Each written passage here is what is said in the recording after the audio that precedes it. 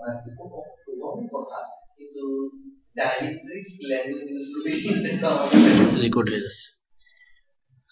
সুপ্রিয় শিক্ষার্থী বন্ধুরা, আসসালামু আলাইকুম। কেমন আছো তোমরা? আশা করি সকলেই ভালো আছো। গত ক্লাসে আমরা অস্থির গঠন, তারপর টেন্ডন, লিগামেন্ট কি, তারপর বিভিন্ন ধরনের পেশির যে গঠন, সেই গঠনগুলি জেনেছি। ঠিক আছে, আজকে আমরা তোমাদের যে নবম দশম শ্রেণীর জীববিজ্ঞান বইটি রয়েছে, সেখানে যে নবম অধ্যায় রয়েছে, সেই নবম অধ্যায় থেকে আমরা আজকে আরো কিছু গুরুত্বপূর্ণ বিষয় নিয়ে আলোচনা করব। তো আলোচনার শুরুতে আমি আমার পরিচয়টি দিয়ে দিচ্ছি। আমি তোমাদের সাথে আছি মাহফুজ মাহবুব, সিনিয়র প্রভাষক ও বিভাগীয় প্রধান, মেট্রোপলিটন স্কুল অ্যান্ড কলেজ এবং PSB campaign education group, Dhaka. তো শিক্ষার্থী বন্ধুরা, দেখো আজকে আমরা যে বিষয়টি জানবো এবং এই বিষয়টি তোমাদের জন্য কিন্তু অনেক গুরুত্বপূর্ণ। তো সেই ক্ষেত্রে তোমাদের অবশ্যই এই বিষয়টি মনোযোগ দিয়ে পড়তে হবে। হ্যাঁ, মনোযোগ দিয়ে কিন্তু শিখতে হবে। তো দেখো, অস্থি সংক্রান্ত যে রোগগুলি আমরা ইতিপূর্বে জেনেছি বা অল্প কিছু শুনেছি, তো আজকে আর একটু জানি। তো তার মধ্যে দেখো, অস্টিওপোরোসিস। অস্টিওপোরোসিস, অস্টিও শব্দটি আসছে, যার বাংলা হচ্ছে বোন বা অস্থি, হাড়। আর পোর শব্দটি আসছে পোরাস থেকে। ঠিক আছে, পোরাস শব্দের অর্থ হচ্ছে পোর বা ছিদ্র। আর সিস শব্দের অর্থ হচ্ছে প্রক্রিয়া বা পদ্ধতি।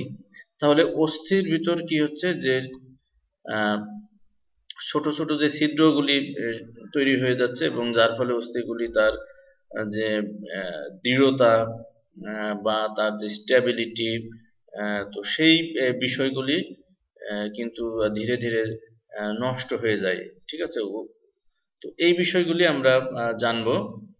তো দেখে নিই আমরা যে বিষয়টি, অস্থির গঠন এবং দৃঢ়তার জন্য ক্যালসিয়াম একটি গুরুত্বপূর্ণ উপাদান। আমরা গতদিন এই বিষয়টি নিয়ে আলোচনা করেছি। তো অস্থি যদি আমরা খুব ভালোভাবে রাখতে চাই বা অস্থির যে গঠন, সেই গঠনটা যদি ঠিক রাখতে চাই, তো সেই জন্য আমাদের ক্যালসিয়াম সমৃদ্ধ যে খাবারগুলি রয়েছে, সেই খাবারগুলি কিন্তু আমাদের অবশ্যই গ্রহণ করতে হবে।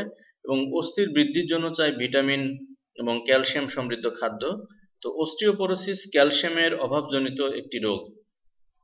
এই বিষয়টি তোমাদের খেয়াল রাখতে হবে যে কোন ভিটামিনের অভাবে অস্টিওপোরোসিস রোগটি হয়। তাহলে তোমরা এখানে দেখে নাও যে ক্যালসিয়াম। ঠিক আছে, যে কার্সরটি খেয়াল করো।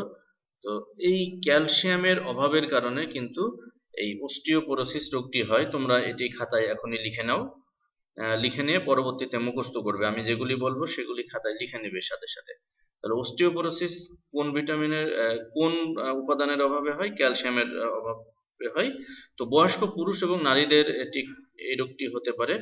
যেমন বয়স্ক পুরুষ বহুদিন যাবৎ স্টেরয়েড যুক্ত, বিশেষ করে ব্যথানাশক যে ওষুধগুলো রয়েছে, এই স্টেরয়েড যুক্ত ওষুধ যদি সেবন করে, এবং তাদের ও নারীদের মেনোপজ, রজনিবৃত্তি। ঠিক আছে, তো মেনো শব্দটি আসছে মেনস্ট্রুয়েশন থেকে, যার অর্থ হচ্ছে রজচক্র, আর পজ অর্থ হচ্ছে কি, থেমে যাওয়া।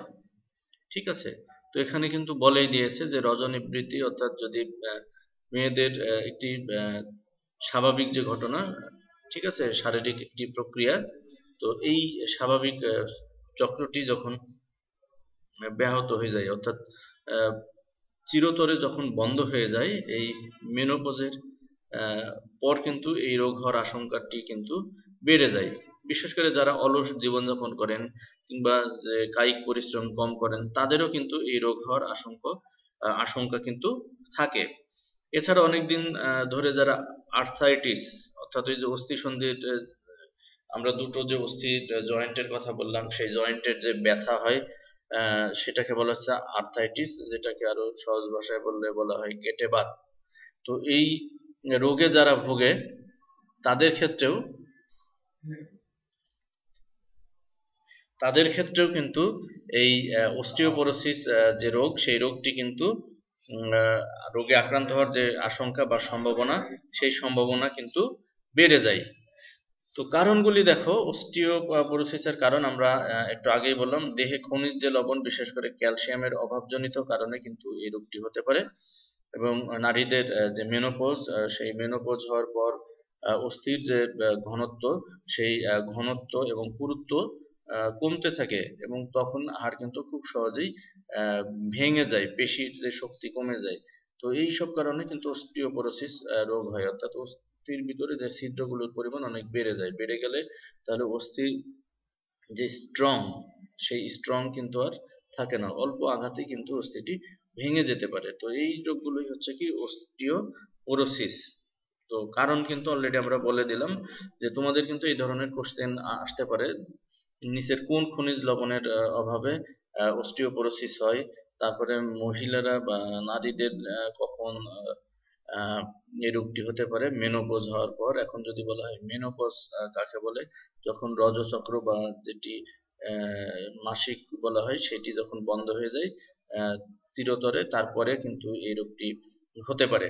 এখন দেখি লক্ষণগুলি কি। দেখো, অস্থি ভঙ্গুর হয়ে যায়, লক্ষণগুলি তোমাদের খুব ভালোভাবে পড়তে হবে, কারণ এই লক্ষণগুলো দিয়েও কিন্তু তোমাদের যে কোশ্চেন, সেই কোশ্চেন কিন্তু আসতে পারে। অর্থাৎ উদ্দীপকের মধ্যে এরকম বলে দিতে পারে যে মিস ক বা খ, কারণ নাম আমি মেনশন করছি না, মিস ক বা মিসেস ক এর বয়স 50 পেরিয়ে গেছে, এবং তিনি লক্ষ্য করছেন যে তার পেশির শক্তি কমে গেছে, পিঠের পেছনের দিকে ব্যথা অনুভূত হয়, এবং ডাক্তারের কাছে গেলে ডাক্তার বললেন যে তার মেনোপজের কারণে এই সমস্যাগুলি হচ্ছে। এই ধরনের উদ্দীপকের মধ্যে কিন্তু একটা স্টিম দেয়া থাকবে, উদ্দীপক দেয়া থাকবে, দেন তোমাকে বলবে যে মিস কোন রোগে আক্রান্ত হয়েছে বা আক্রান্ত হওয়ার কারণগুলি কি। ঠিক আছে, তখন কিন্তু এগুলি লিখতে হবে। তো কিভাবে, দেখো যে অস্থি ভঙ্গুর হয়ে যায়, ঘনত্ব কমতে থাকে, এই লক্ষণগুলি দিয়ে উদ্দীপক আসতে পারে। পেশির শক্তি কমতে থাকে, পিঠের পেছনের দিকে ব্যথা অনুভব হয়। তোমরা একটু খেয়াল করো, এইটি কিন্তু পিঠের যে পেছনের দিকে ব্যথা হয় কিন্তু কিডনিতে পাথর হলেও। তো সেই ক্ষেত্রে কিন্তু এই যে বয়স বা মেনোপজ, এই শব্দটি কিন্তু খেয়াল রাখতে হবে। বয়স বিশেষ করে মহিলাদের 50 বছরের পরে কিন্তু এই রোগটি হতে পারে। তো মেনোপজ শব্দটি অবশ্যই মনে রাখতে হবে, তাহলে এই রোগটিকে মানে ইন্ডিকেট করবে। তারপরে অস্থিতে ব্যথা অনুভব হয়, এই বিষয়গুলি মনে রাখো। এখন রোগ আমরা কিভাবে নির্ণয় করব, দেখো, ঘনত্ব মাপক যন্ত্রের সাহায্যে অস্থির খনিজ পদার্থের এই রোগ নির্ণয় করা হয়। তো রোগের প্রাথমিক অবস্থায় তেমন কোনো উপসর্গ দেখা দেয় না, হঠাৎ করে সামান্য আঘাতে কোমর বা দেহের অন্যান্য যে অঙ্গের হাড়, সেই হাড়গুলি কি হয়, ভেঙে যায়। অল্প চাপে কিন্তু এগুলি ভেঙে যেতে পারে। ঠিক আছে, নেহা শুনতে পাচ্ছ? নেহা শুনতে পাচ্ছ?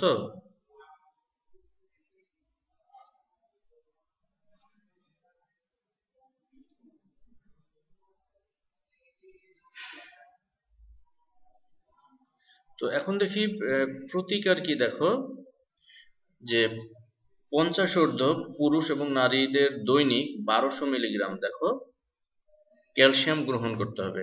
তো যে সকল নারী এবং পুরুষের বয়স 50-এর উপরে, অর্থাৎ 50 পেরিয়ে গেছে, তাদের প্রতিদিন 1200 মিলিগ্রাম করে কি করতে হবে, অথবা ডাক্তারের বা চিকিৎসকের পরামর্শ অনুযায়ী কি করতে হবে, ক্যালসিয়াম গ্রহণ করতে হবে। তারপরে ননি তোলা দুধ এবং দুগ্ধজাত যে দ্রব্য সেগুলি গ্রহণ করতে হবে। কমলার রস, সবুজ শাকসবজি এবং সয়া দ্রব্য ও ক্যালসিয়াম সমৃদ্ধ খাবার গ্রহণ করতে হবে। এই যে এই প্রতিকারগুলিও তোমাদের কিন্তু ভালোভাবে শিখে রাখতে হবে। কেন শিখে রাখতে হবে? কারণ এইগুলো থেকে কিন্তু যে বহুপদী যে কোশ্চেনগুলি, সেই কোশ্চেনগুলি কিন্তু এমসিকিউ এ দিতে পারে। যেমন কমলার রস, সবুজ শাকসবজি, সয়া দ্রব্য অর্থাৎ সয়াবিন থেকে তৈরি এরকম দ্রব্য, তারপরে ক্যালসিয়াম সমৃদ্ধ খাবার, এই বিষয়গুলি কিন্তু লক্ষ্য রাখতে হবে। তো প্রতিকার এবং প্রতিরোধ, প্রতিকার এবং প্রতিরোধ, এই বিষয়গুলি কিন্তু মাথার মধ্যে রাখতে হবে, এটা যেন উলটপালট না হয়। এরপরে দেখো প্রতিরোধ কি। যথেষ্ট পরিমাণে সূর্যালোকের সংস্পর্শে আসতে হবে। আমরা প্রথম ক্লাসে জেনেছিলাম যখন আমরা সূর্যের সংস্পর্শে আসি তখন তারা কি করে, কোলেস্টেরল এর কিছু রাসায়নিক পরিবর্তন ঘটায় এবং যা কি করে যে পুষ্টির জন্য প্রয়োজনীয় যে উপাদানগুলি দরকার সেই উপাদানগুলি তৈরিতে কিন্তু তারা সাহায্য করে। তো সেই জন্য যতটুকু সম্ভব আহ, সুযোগ পেলেই কি করতে হবে, সূর্যের আলোর সংস্পর্শে আসতে হবে। তারপর ক্যালসিয়াম এবং ভিটামিন ডি সমৃদ্ধ খাদ্যগুলি গ্রহণ করতে হবে। নিয়মিত ব্যায়াম করতে হবে। যদি কেউ ইতিমধ্যে অস্টিওপোরোসিস আক্রান্ত হয় তাহলে ব্যায়াম করার আগে চিকিৎসকের পরামর্শ নিতে হবে। তারপর সুষম এবং র্যাফেজ আমরা যেটাকে বলি যে আঁশযুক্ত যে খাবারগুলি রয়েছে সেই খাবারগুলি কিন্তু গ্রহণ করতে হবে। হুম। এরপর আমরা যেটা জানবো যে রিউমাটয়েড আর্থ্রাইটিস বা গেটে বাত, ঠিক আছে, রিউমাটয়েড আর্থ্রাইটিস বা গেটে বাত সম্পর্কে একটু জানি। যে একাধিক প্রকারের বাত রোগের মধ্যে রিউমাটয়েড আর্থ্রাইটিস অন্যতম। সাধারণত বয়স্করা এই রোগে আক্রান্ত বেশি হয়। যদি বলা হয় গেটে বাতে কারা আক্রান্ত হয় বেশি, যাদের বয়স বেশি তারা এই রোগে আক্রান্ত হবে বেশি। কম বয়সী ছেলেমেয়েদের বেলায় গিঁটে ব্যথা বা যন্ত্রণা হওয়া রিউমেটিক ফিভার বা বাত জ্বর জাতীয় রোগের লক্ষণ হতে পারে। এটি তোমাদের অবশ্যই খেয়াল রাখতে হবে। তো এই বাত জ্বর কিন্তু খুবই মারাত্মক একটি জ্বর। হ্যাঁ, তো এই বাত জ্বরের যদি সঠিক সময়ে ট্রিটমেন্ট না নেওয়া হয় তো পরবর্তীতে কিন্তু হার্টের যে ভালভগুলি কপাটিকাগুলি আছে সেই কপাটিকাগুলি কিন্তু নষ্ট হয়ে যাওয়ার সম্ভাবনা থাকে। তো এই জন্য কি করতে হবে যে ডাক্তারের পরামর্শ অনুযায়ী অবশ্যই এই চিকিৎসা নিতে মানে বিলম্ব করা যাবে না। যত দ্রুত সম্ভব ডাক্তারের পরামর্শ অনুযায়ী চিকিৎসা নিতে হবে। দুইজন ব্যক্তি দুটি ভিন্ন প্রকারের অস্থিসন্ধির অসুখে আক্রান্ত হলেও তাদের লক্ষণ আপাত দৃষ্টিতে একই রকম হতে পারে। সেই ক্ষেত্রে দুইজনের ভিন্ন প্রকারের চিকিৎসা প্রয়োজন। সেই ক্ষেত্রে কি দরকার, দুইজনের ভিন্ন প্রকারের যে চিকিৎসা সেটি প্রয়োজন হতে পারে। তো এই জন্য বিশেষজ্ঞ চিকিৎসকের সাথে পরামর্শ ছাড়া বাতের চিকিৎসা করা উচিত নয়। এতে উপকারের চেয়ে কি হতে পারে, ক্ষতি কিন্তু বেশি হতে পারে। তো লক্ষণগুলি দেখি কি, দেখো, অস্থিসন্ধি বা গিঁটে প্রদাহ বা ব্যথা হবে। কি হবে, আমাদের যে জয়েন্ট যেগুলিকে আমরা বলি যাকে বলা হয় অস্থিসন্ধি, সেই অস্থিসন্ধি বা গিঁটে কি হবে, ব্যথা হবে। অস্থিসন্ধিগুলি কি হবে, শক্ত হয়ে যাবে। অস্থিসন্ধিগুলি নাড়াতে কষ্ট হবে। তারপরে গিঁট ফুলে যাবে। ঠিক আছে। তো প্রতিকার দেখো কি, যে বয়স্কদের বেলায় এই রোগ পুরোপুরি সারানো যায় না। তো সেই ক্ষেত্রে নিচের যে ব্যবস্থাগুলির কথা বলা হয়েছে সেই ব্যবস্থাগুলি যদি আমরা গ্রহণ করি সেই ক্ষেত্রে কিন্তু আমরা কিছুটা উপকার পেতে পারি। হুম।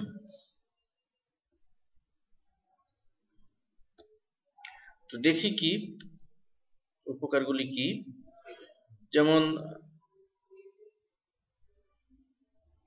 অত্যাধিক পরিশ্রম আর ভারী কাজ থেকে বিরত থাকতে হবে। অতিরিক্ত পরিশ্রম এবং ভারী যে কাজগুলি, ভারী কোনো বস্তু করে তোলা বা বেশি পরিশ্রম হয়ে যায় এরকম কাজ থেকে বিরত থাকতে হবে। তারপরে যন্ত্রণাদায়ক গিটের উপর কি করতে হবে, কুসুম গরম পানি সেঁক নেওয়া, অর্থাৎ গরম পানির মধ্যে একটি কাপড় রেখে সেই কাপড়টাকে চিপে নিয়ে সেটি যদি ওই গিটের উপরে রাখা হয় তাহলে কিন্তু কিছুটা আরাম পাওয়া যেতে পারে। তারপর অস্থিসন্ধির নড়াচড়া ঠিক রাখতে কি করতে হবে, হালকা ব্যায়াম করা যেতে পারে। ডাক্তারের পরামর্শ অনুযায়ী বেদনা বা ব্যথা উপশমকারী ওষুধ সেবন এবং সঠিক চিকিৎসা দিয়ে এই রোগের কষ্ট থেকে আংশিক পরিত্রাণ পাওয়া যেতে পারে। হুম। আর প্রতিরোধ দেখো, চিকিৎসক নির্দেশিত পদ্ধতিতে নিয়মিত কি করতে হবে, ব্যায়াম করতে হবে এবং সুষম এবং আঁশযুক্ত যে খাবার সেই খাবারগুলি যদি গ্রহণ করা হয় তাহলে কিন্তু আমরা এখান থেকে রক্ষা পেতে পারি। প্রিয় শিক্ষার্থীরা, আশা করি এই অধ্যায় যেগুলি পড়ানো হলো সেগুলি তোমরা ভালোভাবেই বুঝতে পেরেছো। আহ, তো এখন এই যে কিছু বহু নির্বাচনী তোমাদের বইতে দেখো দেয়া আছে, এই বহু নির্বাচনীগুলি তোমরা শিখে নেবে। আর কি ধরনের সৃজনশীল কোশ্চেন আসে আমরা যদি একটু দেখি তাহলে দেখে নাও। যে 12 বছরের বিনীতা বেশ স্বাস্থ্যবতী এবং চঞ্চল প্রকৃতির। সে তার সারাদিনের কার্যক্রমের সময় অনেক দৌড়ঝাঁপ খেলাধুলা করে কাটায় একদিন সে দৌড়াতে গিয়ে পড়ে গেলে পায়ের লিগামেন্টে আঘাত পায়। ঠিক আছে, তো বিনিতার আঘাতপ্রাপ্ত অংশটি দরজার কবজার সাথে তুলনা করা হয়েছে, কেন ব্যাখ্যা করো। বিনিতার কার্যক্রমটি সম্পন্ন করতে কিসের সমন্বয় অপরিহার্য। তো গত ক্লাসে এগুলো কিন্তু আমরা শিখিয়েছি। তো তোমরা এই যে টেন্ডন কাকে বলে, অস্টিওপোরোসিস আজকেই পড়ালাম, এই বিষয়গুলি তোমরা কিন্তু শিখে নেবে। হুম। তো আগামী যে ক্লাস রয়েছে সেই ক্লাসে আমরা তোমাদের জন্য একটি পরীক্ষা রাখবো। হ্যাঁ, এই যে নবম যে অধ্যায় আমরা এতক্ষণ পড়লাম, এই নবম অধ্যায় থেকে কিছু এমসিকিউ তোমাদের দেব। এই এমসিকিউ গুলি তোমরা অবশ্যই সলভ করে আমার সলভ করবে এবং অনলাইনে পরীক্ষাটি দিবে। আর যদি তোমাদের কোনো অসুবিধা থাকে, কোনো টপিক যদি বুঝতে না পারো, সেটি অবশ্যই আমাকে জানাবে। ঠিক আছে, তো আজকে তাহলে এ পর্যন্তই। আগামী দিন আবার একটি বিষয় নিয়ে আলোচনা হবে। সেই পর্যন্ত সকলেই ভালো থাকবে। আল্লাহ হাফেজ।